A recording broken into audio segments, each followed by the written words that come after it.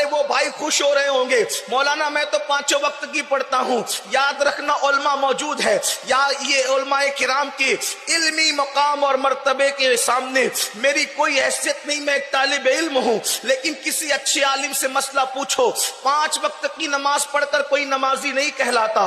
कान खोल के सुनना, उसकी वजह क्या है? 5 वक्त का नमाजी है लेकिन बेटे की शादी के मौके पे जानबूझकर नमाज तर्क कर दी, फुकहा फरमाते उसका शुमार भी बेनमाजियों में होगा।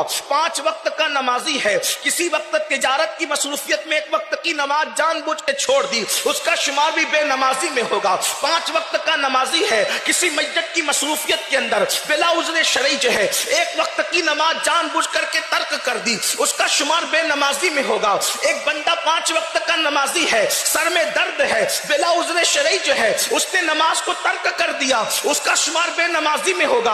आप कहेंगे सर में दर्द की वजह से नमाज नहीं छोड़ सकते। सुन लो, अल्लाह के रसूल सल्लल्लाहु अलैहि वसल्लम पर जब बुखार की इतनी शिद्दत तारी हुई और मरज़े विसाल में थे कि तब अल्लाह के रसूल अलैहि सलाम बज़ाहिर चल नहीं सकते थे, बज़ाहिर तो अल्लाह के रसूल अलैहि सलाम ने 2 सहाबा के कंधों का सहारा लेकर मस्जिद नबवी शरीफ तक तशरीफ ले गए और वहां जाकर के नमाज अदा फरमाई। आपसे पूछना चाहता हूं, पूछा गया कि कब तक नमाज छोड़ी जा सकती है, तो फरमाया गया अगर वो खड़े होकर नहीं पढ़ सकता उसे बैठ के पढ़ना होगा, बैठ के नहीं पढ़ सकता इशारे से लेट के पढ़ सकता है तो लेट करके पढ़े, नमाज माफ नहीं है।